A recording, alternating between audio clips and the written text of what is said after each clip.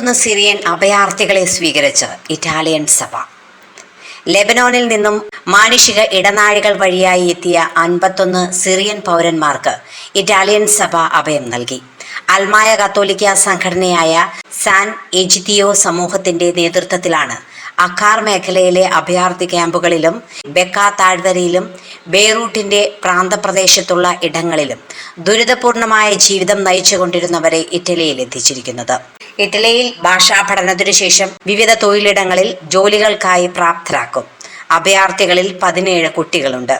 ഇസ്രായേലും ഹമാസും തമ്മിലുള്ള സമീപത്തെ സംഘർഷം മൂലം അയൽരാജ്യമായ ലെബനോനിൽ ഏറ്റവും പ്രയാസകരമായ സാഹചര്യം ഉടലെടുക്കുന്ന അവസരത്തിലാണ് മാനുഷിക ഇടനാഴികൾ വഴിയായി ഇവർക്ക് സുരക്ഷിതമായൊരു സ്ഥലത്തേക്ക് എത്തിച്ചേരുവാൻ സാധിച്ചത്.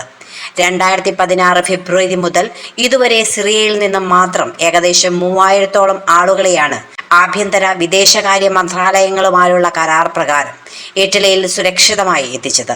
ഇതിനോടകം 7500 അഭയാർത്ഥികളാണ് മാനുഷിക ഇടനാഴിയിലൂടെ യൂറോപ്പിലെത്തിയതെന്നതും ശ്രദ്ധേയമാണ്. Christian times, Kottayam.